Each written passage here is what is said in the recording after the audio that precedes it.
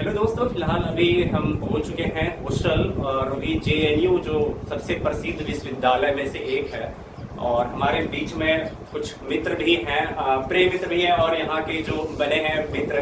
तो यहाँ पे फिलहाल जो आपका क्वारीज होता है कि डिफरेंट जो इंस्टीट्यूशन जितने भी यूनिवर्सिटीज हैं वहाँ पे जो हॉस्टल का फैसिलिटी है वह क्या है, और आज मैं बात भी करने वाला हूँ। यहाँ पे भैया भी हैं, उनका आपको इंट्रोडक्शन भी दिखाने वाला हूँ। साथ में हमारे कुछ दोस्त भी है जो आप लोग सभी जानते होंगे, ये सभी क्वेश्चंस पूछने वाले हैं। और ये रूम का थोड़ा सा अगर आप दिखाना चाहोगे जो है ये स्ट्रक्चर, क्योंकि हम लोग देखते हैं कि अलग अलग जो हॉस्टल्स होते हैं कहीं पे ज्यादा बड़ा है, कहीं छोटा रूम्स होते हैं और एक रूम में लगभग हो सकता है 2 या 3 लोग या 4 लोग कितने रहते हैं, अभी सब हम लोग बात करने वाले हैं। और जो भी फैसिलिटी फिलहाल अभी ये मेरा है तो इसमें सामान वगैरह रखते हैं। अब जैसे कि आपने देखा होगा कि सीबीएस में जैसे है कि वहाँ पे फैसिलिटी अच्छा है, बट जेएनयू तो ऑल यूनिवर्सिटी है तो यहाँ पे फैसिलिटी भी ऑल है। तो अभी भैया से बात करते हैं। हेलो भैया, थोड़ा अपना परिचय। जेएनयू के कुछ मित्र हैं और भैया भी हैं जिसमें कह सकते हैं, तो इनका भी इंट्रोडक्शन थोड़ा आप लोग से करवाते हैं। अभी कुछ जेएनयू के मित्र हैं जहाँ पे जिनका रूम अभी आए हैं, उनका भी आपको इंट्रोडक्शन करवाने वाला हूँ। भैया आपका इंट्रोडक्शन। मेरा नाम अवधेश है, ये रूम मेरा है। मैं अभी पीएचडी 3rd ईयर के स्टूडेंट हूँ। कौन सा कोर्स कर रहे हो आप यहाँ से? मैं सेंटर फॉर कैनेडियन यूएस और लैटिन अमेरिकन का स्टूडेंट हूँ और जो आता है स्कूल ऑफ इंटरनेशनल स्टडीज। जो है इसका इंट्रोडक्शन करवाते हैं आप लोग के बीच में। क्या नाम भाई? हेलो एवरीवन, मेरा नाम ऋतिक कुमार है और मैं SIS PSM फर्स्ट ईयर का स्टूडेंट हूँ। कहाँ से हो? मैं बिहार से। आप कहाँ से? मैं MP ग्वालियर से हूँ। तो अभी आप लोग यहाँ पे दोनों हॉस्टल में रह रहे हैं? हम दोनों का रूम है, हम लोग रूममेट हैं। और अभी कितना साल आपका हो चुका है जेएनयू में? मेरा मास्टर्स भी यहीं से हुआ है, तो मेरे को कुल मिला के भी 6 ईयर्स हो चुके हैं। 6 इयर्स। मास्टर्स आपके किस में हुआ था? मेरा हुआ था सेंटर फॉर पॉलिटिकल स्टडीज। और मेरा ग्रेजुएशन बिहार से हुआ और ये मेरा फर्स्ट ईयर है जेएनयू का। तो यहाँ पे जो हॉस्टल का जो फैसिलिटी है वो कैसा है? मतलब यहाँ पे जैसे खाना का क्या है और रूम जैसे यहाँ पे क्या हमेशा साफ वगैरह होते हैं अभी? हॉस्टल का तो ये है कि जो अलॉटमेंट होता है वो आपका मेरिट के बेसिस पे होता है। मतलब आपका मार्क्स आता है एंट्रेंस में, उसके हिसाब से एक प्रायोरिटी लिस्ट बनती है P1 P2 P3 कैटेगरी करके। तो उसके हिसाब से जो P1 वाले होते हैं उनको सबसे पहले मिलता है। वो भी उन लोगों को मिलता है जितना सीट्स खाली होते जाएगा, टाइम टू टाइम लिस्ट आते जाएगा, सबको एक साथ नहीं मिलता है। और हॉस्टल जो अलॉटमेंट होता है रैंडम होता है, किसी को कोई भी हॉस्टल मिल सकता है, उसमें ऐसा कोई चॉइस नहीं है। सिर्फ जो हमारे जो PWD स्टूडेंट्स हैं उनके लिए 2 हॉस्टल फिक्स्ड है, कावेरी और पेरियार, उन लोगों को वही हॉस्टल मिलता है। बाकी गर्ल्स जो PWD है उनको गोदावरी हॉस्टल मिलता है। टोटल कितने हॉस्टल है मतलब गर्ल्स और बॉयज के? टोटल अभी 18 हॉस्टल है। 18 हॉस्टल्स है।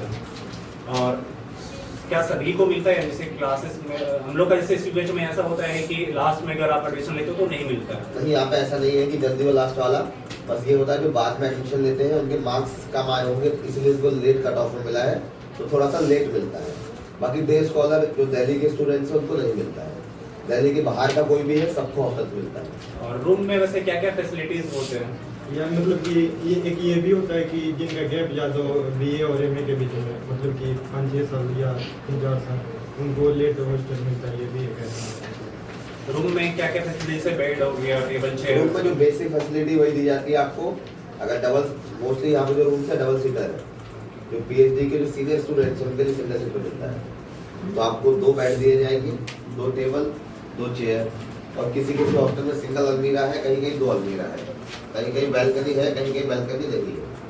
तो ये बेसिक आपको दिया जाता है। बाकी वही है, हॉस्टल में मैस है, आपके वाटर कूलर है, हर विंग में वाटर कूलर है, इस तरीके से। आपने बोला अभी मेस के बारे में, तो यहाँ पे उसका मंथली फी क्या होता है या फिर डेली खाना क्या है? या मंथली फीस तो कुछ नहीं है, क्योंकि यहाँ पे जो मैस का आपका बिल आता है वो आता है शेयरिंग बेसिस पे, कि जितना आप कंज्यूम करते हैं उसको जितने लोग रह रहे हैं हॉस्टल में उसमें इक्वली डिवाइड कर दिया जाता है। बाकी जो लोग डेली खाते हैं कि टोकन लेके खाते हैं, उनका टोकन का रेट फिक्स है। आपका ब्रेकफास्ट का 25 रुपये है, लंच का 35 है और डिनर का आपका 40 और 50 डिपेंड करता है कि अगर वेज ले रहे हैं। एक मतलब 3 दिन क्या होता है, मंडे, वेडनेसडे, फ्राइडे और संडे, 3 दिन आपका जो आपका डिनर रहता है वो स्पेशल रहता है। इसमें आपको बिरयानी या फिर नॉन वेज का आइटम ही दिया जाता है। बाकी मंडे को आपको एग का आइटम दिया जाता है। तो आपका 3 दिन जो रहता है रेट 50 रहता है, बाकी 3 दिन आपका जो डिनर का रेट रहता है 40 रहता है। और क्वालिटी ऑफ फूड कैसा है यहाँ पे? आप लोग तो खाना डेली खाते हैं। क्वालिटी बहुत बेटर है, हाइजीन भी बहुत बेटर है, क्योंकि जो खाना बनाने का जो पूरा प्रोसेस है उसमें इन्वॉल्वमेंट रहता है स्टूडेंट का ही रहता है, क्योंकि स्टूडेंट बॉडी जो चुन के आती है हॉस्टल की, तो हॉस्टल के रिप्रेजेंटेटिव होते हैं, हम लोग मेस सेक्रेटरी बोलते हैं, उन लोगों की ही पूरी वो लोग ही पूरा उनके देख में खाना बनता है। तो खाना का क्वालिटी और पूरा हाइजीन के बहुत अच्छा है। और क्वालिटी मेल टू मेल मतलब कि हॉस्टल टू हॉस्टल पे डिपेंड करता है कि थोड़ा बहुत डिफर करता है क्वालिटी। अगर जैसे किसी के पास कूपन रहा तो वो तो कहीं भी खा सकते हैं, लेकिन जिसके पास कार्ड परमानेंट कार्ड रहता है, क्या दूसरा हॉस्टल में जाकर? यहाँ पे कार्ड नहीं रहता, यहाँ पे क्या रहता है, अगर आप उस हॉस्टल के रेसिडेंट है तो नीचे आप जाएंगे, मैस में रजिस्टर रखा रहता है, उसमें अगर है तो आप साइन कर दीजिए। अगर आपके बिहाफ से कोई और है तो वो इन्फॉर्म कर दे कि मैं इस पर्टिकुलर रूम से आया हूँ, आप साइन करके आ जाइएगा। तो वो कार्ड वाला कोई सिस्टम नहीं है। और जिस हॉस्टल से आप टोकन ले रहे हैं आपको वहीं पे खाना खाना पड़ेगा। कभी कभी ऐसा होता है कि हॉस्टल का खाना खाने मन नहीं करता, तो बाहर लोग कहाँ जाते हैं लोग खाना खाने के लिए? बाहर बहुत सारे ढाबा है, गंगा ढाबा हुआ, 24/7 हुआ, मुगल दरबार हुआ, स्कूल की कैंटीन हुई, तो खाने के ऑप्शन तो बहुत सारे और अफोर्डेबल ऑप्शन है आपके पास। और वैसे यहाँ पे मंथली नहीं है, मंथली भी आप करवा सकते हैं खाना का? मंथली यहाँ पे फिक्स नहीं रहता, मंथली फिक्स ही है। आप अगर आप एक है रेसिडेंशियल कैंपस है तो आपको हॉस्टल में खाना ही पड़ेगा, बट अगर आप 4 दिन लगातार नहीं लिखाते हैं तो एक रिवेट होता है कि आप अपना सेंटर से पेपर होता है एक रिवेट फॉर्म, उसको साइन करा के लाइए। कम से कम आप 4 दिन का आपको रिवेट लेना पड़ता है। अगर आप नहीं भी खा रहे तो भी आपका मैच बिल आएगा, अगर आप खा भी रहे तो भी आएगा। हमारे साथ में कुछ और भी मित्र हैं जो इनसे क्वेश्चंस करने वाले हैं। आप लोग क्वेश्चन कुछ पूछिए। तो जैसे हमारी यूनिवर्सिटी में है कि हॉस्टल का टाइमिंग रहता है 10:30 बजे आ सकते हैं, और मेन गेट का टाइमिंग भी 10:30 रहता है। तो यहाँ पे टाइमिंग्स का कुछ सीन है या फिर कभी भी आ सकते हो? नहीं, टाइमिंग का कोई सीन नहीं है, जब आपका मन है तब आप आ सकते हैं। एंट्री वगैरह का भी कोई सीन नहीं है। देखिए, गार्ड सिर्फ आपकी सिक्योरिटी के लिए कि अगर लड़ाई होती है या फिर कोई भी ऐसा इंसिडेंट होता है जो थोड़ा सा बाकी लोगों को डिस्टर्ब कर सकता है, तो उसके लिए गार्ड्स है। बाकी गार्ड्स का आपकी पूरा जो भी स्पेस है उसमें कोई रोल नहीं होता। जब चाहे तब आ सकते हैं, क्योंकि रेसिडेंशियल कैंपस है। लाइब्रेरी भी आपकी 24 आवर ओपन रहती है, तो कुछ लोग लाइब्रेरी से 4 बजे आ रहे हैं, 5 बजे आ रहे हैं, जब मन होता तब आते हैं। इसलिए रेस्ट्रिक्शन टाइमिंग का कोई नहीं है यहाँ पे। अगर गर्ल्स और बॉयज किसी भी हॉस्टल में कोई रेस्ट्रिक्शन नहीं है टाइमिंग का। हाँ, अगला क्वेश्चन।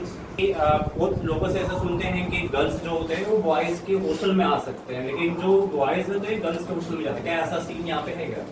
हाँ, मतलब as per hostel manually allowed है कि जो बॉयज हॉस्टल्स है वहाँ पे गर्ल्स का टाइमिंग है कि सुबह 8 से नाइट के 10 PM तक आ सकते हैं। और नीचे जो गार्ड है उस पर रजिस्टर रखा रहता है, आपको वहाँ पे एंट्री करके आना पड़ता है। गर्ल्स होते तो एंट्री करके आना पड़ता है कि किस रूम में जा रहे हैं, किस समय आपने एंट्री दिया, किस समय आपने एग्जिट किया, वो भी आपको नीचे इन्फॉर्मेशन देनी पड़ती है। और यहाँ पे ऐसा तो नहीं है जैसे कि सुनने में आता है कि JNU जब होता है जहाँ पे सबसे ज्यादा लड़ाई या सबसे ज्यादा प्रोटेस्ट वगैरह होता है, तो क्या यहाँ पे जो हॉस्टल पे कुछ प्रभाव पड़ता है क्या उस लड़ाई का? प्रोटेस्ट आपका लड़ाई तो नहीं होती एक तरीके से, क्योंकि जो वायलेंस वाला सीन यहाँ पे नहीं है, क्योंकि सभी लोग हॉस्टल शेयरिंग में रहते हैं और लाइब्रेरी वगैरह क्लोज कैंपस सबसे इम्पोर्टेंट फैक्टर है क्लोज कैंपस, तो लोगों का इंटरेक्शन एक दूसरे से रहता ही है, तो लड़ाई वाला सीन तो यहाँ पे नहीं रहता है। बट ये कि प्रोटेस्ट वगैरह के बाद थोड़ा सा कभी कभी आर्ग्यूमेंट वाला सीन रहता है तो उसका इम्पैक्ट नहीं पड़ता है, क्योंकि बहुत बार ऐसा रहता है कि दो डिफरेंट आइडियोलॉजी के रूममेट्स भी रहते हैं और लोग इतने मैच्योर होते हैं कि दे नो की प्रोफेशनल और पर्सनल चीज़ों को इंटरमिक्स नहीं करना होता है। जैसे कि भैया भी बताए हैं बहुत सारे चीज़ों के बताएं कि कैसे यहाँ अलॉटमेंट होता है और यहाँ का जो फूड का क्वालिटी क्या है, उसका जो पर डे अगर आपको खाना है या फिर यहाँ पे गर्ल्स का एंट्री है या नहीं है, तो सभी चीज़ों को यहाँ पे भैया ने बताया है। और थैंक यू फॉर ज्वाइनिंग। और